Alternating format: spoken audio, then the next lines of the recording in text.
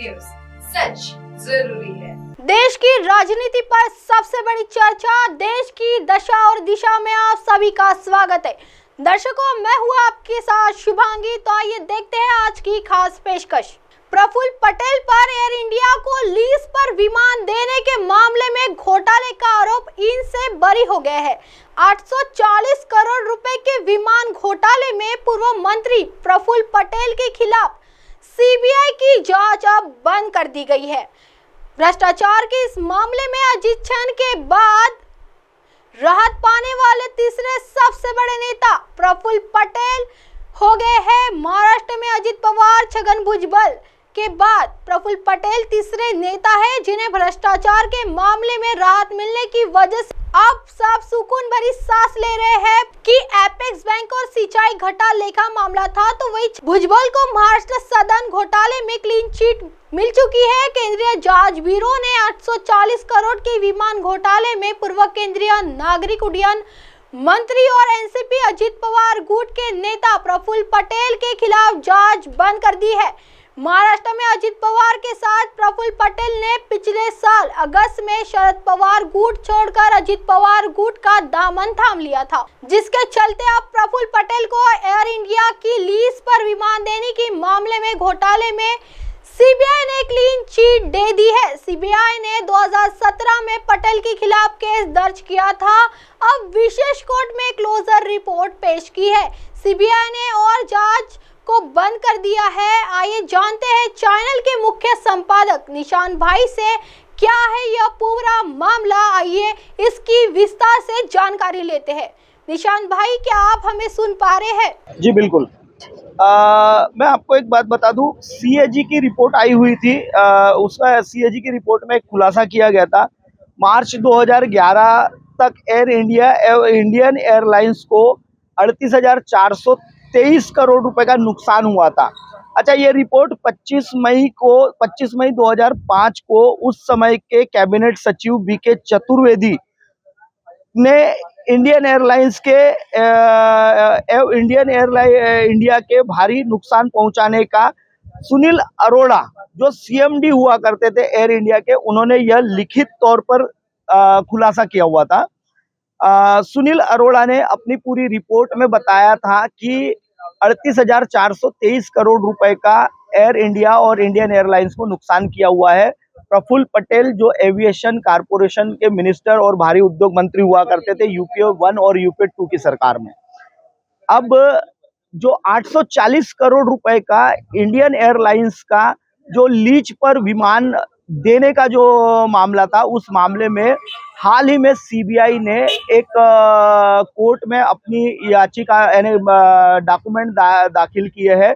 उसमें उन्होंने कहा है कि प्रफुल्ल पटेल को इस मामले में क्लीन चिट दे दी गई है।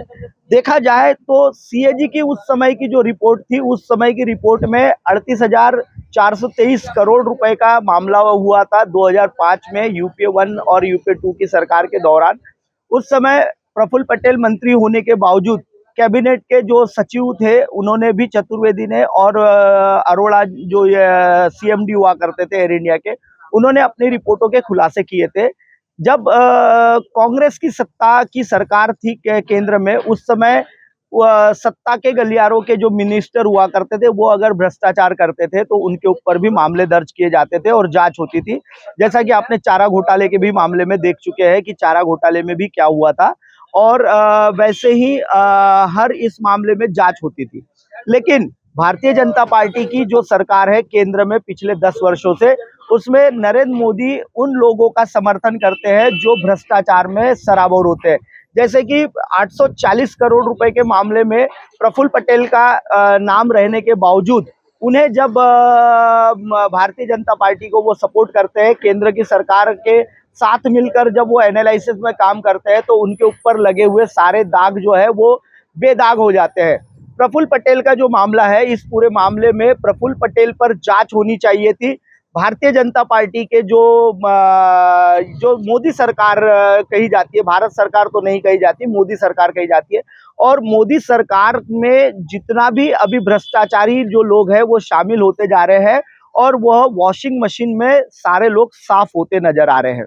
अब ये जो मामला है, इस पूरे मामले में अगर आप देखा जाए तो कहीं ना कहीं जो कांग्रेस पार्टी के जो वरिष्ठ नेता थे, जिनके ऊपर भ्रष्टाचार की फाइलें खोली गई और उनको सारे लोगों को भारतीय जनता पार्टी के एनालिसिस में ज्वाइंट कर लिया गया, जिसके चलते भारतीय जनता पार्टी अब जो लोकसभा के जो चुनाव हो रहे हैं, ये लोकसभा के चुनाव में एनालिसिस के साथ लेने जो गठबंधन के साथ लड़ रही है।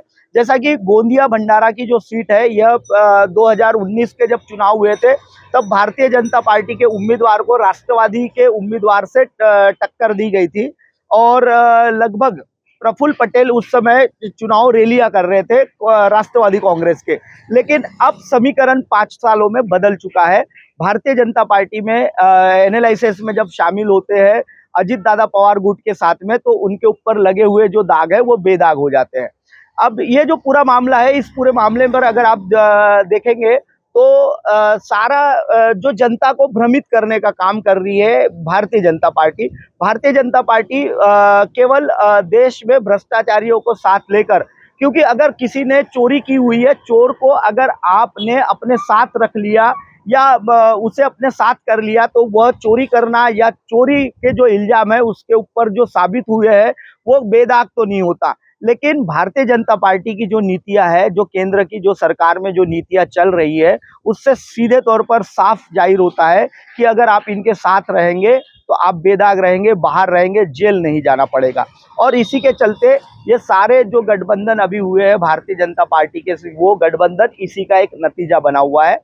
जनता को सीधे तौर पर बेवकूफ बनाया जा रहा है और बहुत बड़े पैमाने पे मोदी लहर और बहुत सारी चीजें, हाल ही में मैंने आज ही एक खबर सुनी हुई है कि जितने भी उम्मीदवार हैं, जो लोकसभा के उम्मीदवार हैं, उनके जो पोस्टर बैनर है उनके ऊपर मोदी का फोटो बड़ा रहेगा और जो प्रत्याशी जो उम्मीदवार है उनके फोटो छोटे साइज के लगाए जाएंगे।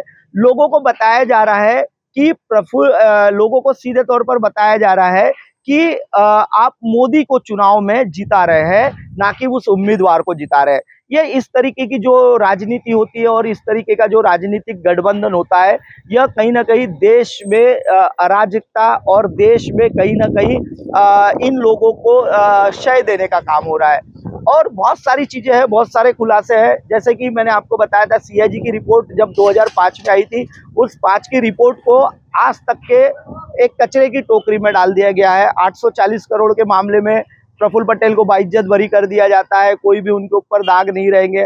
दर्शकों, आपको बता दूं कि Praful Patel aviation corporation minister जब हुआ करते थे यूपीए 2 की सरकार में, तब लगभग देश में हर जो छोटे बड़े एयरपोर्ट्स है जहां से विमान उड़ान भरते हैं, उनका जो मेंटेनेंस बोलो या उनको नूतनीकरण या उनका पुनर्निर्माण का जो कार्य हुआ था उस समय के दौर में चेन्नई की एक कंपनी है जो प्रफुल्ल पटेल के दामाद की कंपनी कही जाती है, उसी कंपनी को ठेके दिए गए थे।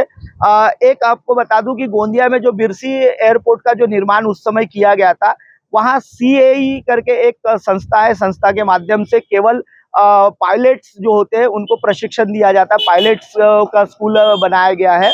और पिछले बार सुनील मेंढे ने एक एयरलाइंस को चालू भी किया था, जो कि हैदराबाद वाया मुंबई जाती थी गोंदिया से, लेकिन वो कुछ दिनों बाद बंद हो गई। फिर से प्रफुल्ल पटेल ने वो एयरलाइंस को शुरू करवाया, दूसरी एयरलाइंस को, और अब वहां से विमान तो जाते हैं, लेकिन शायद अभी मैं जब देख रहा था तो अभी इतने में कोई विमान जाते हुए नहीं दिखे।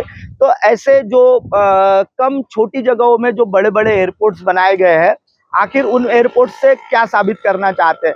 क्योंकि जो रोजगार हो गया है, शिक्षा हो गया है, स्वास्थ्य सेवा हो गई, जिनकी हमें मूलभूत आवश्यकता है वो न देते हुए सरकार हमें इस तरीके की जो चीजें देती है, तो हमारे जो नेता है वो अपने स्वार्थ के लिए इस तरीके के जो चीजों का निर्माण करते हैं, वो कहीं ना कहीं इस देश को, जनता को गुमराह करने का काम है। और बहुत सारी चीजों के खुलासे, जैसे कि मैंने बताया था कि 840 करोड़ रुपए का मामला जो है वो सीधे तौर पर रफा दफा कर दिया गया है, क्योंकि प्रफुल्ल पटेल भारतीय जनता पार्टी के एनालिसिस में अब इस बार लोकसभा में मदद करने वाले हैं। 2019 में लोकसभा चुनाव में प्रफुल्ल पटेल पूरी ताकत के साथ लगे थे सुनील मेंढे को हराने के लिए, और अब 2024 में पूरी ताकत के साथ खड़े होने का दावा करते हैं। प्रफुल्ल पटेल सुनील मेंढे के साथ जनता को उल्लू बनाने के इस काम में प्रफुल्ल पटेल का जानेंगे सच। कल के कार्यक्रम देश की दिशा और दशा में। बन रही है MNS न्यूज टीवी पर। नमस्कार।